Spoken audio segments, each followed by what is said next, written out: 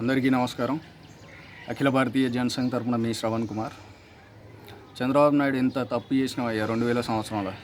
మా మీద ఒక కుటుంబాన్ని రుద్దడానికి దేవుడు నిన్ను పంపించినట్టున్నది. ఆయనకు కావాల్సిన మంత్రి పదవో లేకపోతే ఏదో ఒకటి నీ టీడీపీలనే ఇచ్చుంటే ఆయన ఆ లైన్ ఎత్తుకొని ఉద్యమం అనకపోతుండే. ఈ రోజున ఉద్యమం పేరుతోటి మొత్తం తెలంగాణ ప్రజలు ఎందరు ఏకమైన తర్వాత ఎనుకుండి రెచ్చగొట్టి ఈయన అధికారంలోకి వచ్చి ఈ తెలంగాణను పూర్తిగా దోసుకోపోతుండే. మీరు ఎక్కడ కూడా చూడండి, కరోనా తర్వాత ఈ వానలు, వరదలు, లోపాలు, వ్యవస్థలు ఉన్న లోపాలే కాదు, వీళ్ళు ముందు తెలంగాణ సపరేట్ అయిన తర్వాత ఒకటి కౌలు రైతులకు సంబంధించి ఏ పని చేయలేదు. ఓన్లీ రైతు బంధు అని చెప్పి ఒక పెట్టుబడి ఇచ్చేయడానికి టెంపరీగా వాళ్ళకు ఒక రిలీఫ్ ఇచ్చారు రైతులకు. అట్లా దోసుకుని మొదలుపెట్టారు. కౌలు రైతులను కానీ రైతులకు సంబంధించిన ఒక ప్రక్షాళన ఏది జరగలేదు.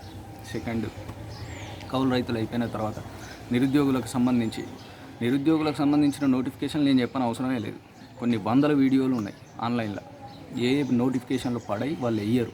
కరెక్ట్గా 2వ 3వ నోటిఫికేషన్లు మళ్ళీ 2022లో ఇస్తారు కరెక్ట్గా.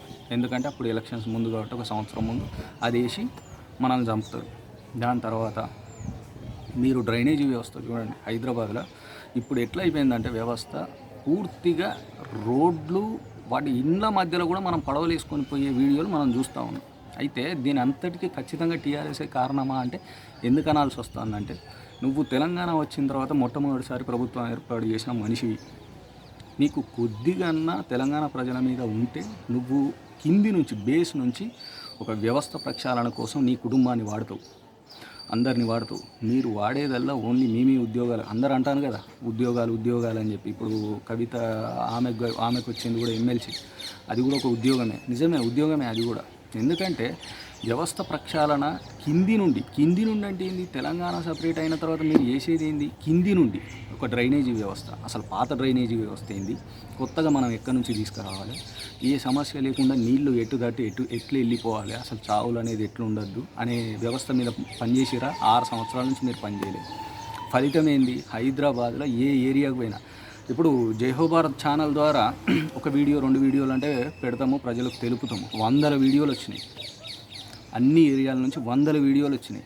పడవలు వేసుకొని పోయేటి కూడా వచ్చినాయి. ఎన్నని అప్లోడ్ చేస్తాము, ఎన్నని ప్రజలకు తెలియజేస్తాము. సిగ్గు శరము కొద్దిగా ఉండాలి. మనం దోచుకోవడానికి కూడా ఒక హద్దు ఉంటుంది. ఒక బేస్ వ్యవస్థ మీద ఎక్కడి నుంచి పని చేశారు? మీరు ఏం పని చేశారు? ఒక డ్రైనేజీ వ్యవస్థ, అది ఒక్కటి చాలు మీరు ప్రభుత్వంలోకి వచ్చినాక మొత్తం ఫెయిల్ అయిపోయిందని చెప్పడానికి. ఇండ్ల మధ్య, అపార్ట్మెంట్ల మధ్య పడవలు వేసుకొని తిరిగే పరిస్థితి ఉన్నది ఈ రోజున. అది మీ ఒక్కరి తప్ప అనే కాదు, కనీసం తెలంగాణ సపరేట్ అయినాక మొదటి ప్రభుత్వం మీదే కదా. మరి బేస్ కింది నుంచి పనిచేయాలి కదా. ఎక్కడెక్కడ రోడ్లు పోయినాయి, ఎక్కడెక్కడ డ్రైనేజీ వ్యవస్థ ఉంది. మీరు డ్రైనేజ్ సిస్టమ్ మొత్తాన్ని కంప్లీట్గా మ్యానిపులేట్ చేయండి, మొత్తం తీసేయండి, రిఫార్మ్ చేయండి. కింది నుంచి డ్రైనేజ్ వ్యవస్థ, విదేశాలకు ఊతర వస్తారు కదా, అక్కడ ఏం వ్యవస్థ ఉన్నదో దాన్ని ఇంప్లిమెంట్ చేయండి. అక్కడ ఉన్నదాన్ని కాపీ పేస్ట్ చేయండి. ఇక్కడ అది లేదు మనకు. మొత్తం సర్వనాశనం చేశారు. నిరుద్యోగులకు నోటిఫికేషన్లు లేవు. వాళ్ళు ఏటోళ్ళట్టు వాళ్ళ జీవితాలు వాళ్ళు చూసుకుంటారు. కొంతమంది అయితే ఎవరి చర్యలు వాళ్ళు పాల్పడి కొన్ని కోర్టు కేసులు కూడా అయితేనే కొంతమంది ఆత్మహత్యలు చేసుకుంటారు. ఎవ్వరికి పట్టింపు లేదు మీకు. ఓన్లీ ప్రభుత్వంలోకి మనం వచ్చినామా, దోసుక తిన్నామా. ఇప్పుడు 2022లో మాకు నోటిఫికేషన్ పడుతుంది. 2022లో 2-3 నోటిఫికేషన్లు పడతాయి.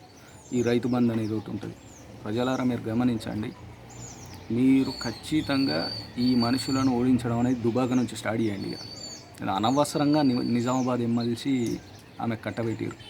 ఎందుకంటే ఇప్పుడు అందరు ఉద్యోగాలలోనే ఉన్నారు. మా మెదడు తినడానికి, తెలంగాణను మళ్ళీ నాశనం చేయడానికి 2023 దాకా వాళ్ళకి ఇక అదుపు లేదు.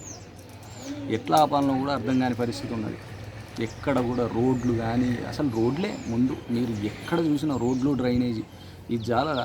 దీనికి మించిన డెవలప్మెంట్ మాట్లాడుకునేది పెద్ద ఏదో మల్లన్న సాగరు, మిడ్ మానేజ్ అక్కడ దాకా పోనవసరం లేదు. మీరు బయటికి పోయి రోడ్లు, డ్రైనేజ్ చూడడం సరిపోతుంది.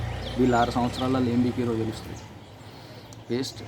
ఖచ్చితంగా టీఆర్ఎస్ ప్రభుత్వాన్ని వ్యతిరేకించండి. ప్రతి ఏ ఎలక్షన్స్లో అయినా, ఏ నామినేషన్ వేసినా, ఏది చేసినా ప్రజలకు చైతన్యం రానంత వరకు మళ్ళీ 3వసారి కనుక మన మీద రుద్దబడితే ఆంధ్రప్రదేశ్లో ఉన్నప్పటికంటే వెనుకబడిపోతుంది తెలంగాణ. గమనించాలి. జై హింద్.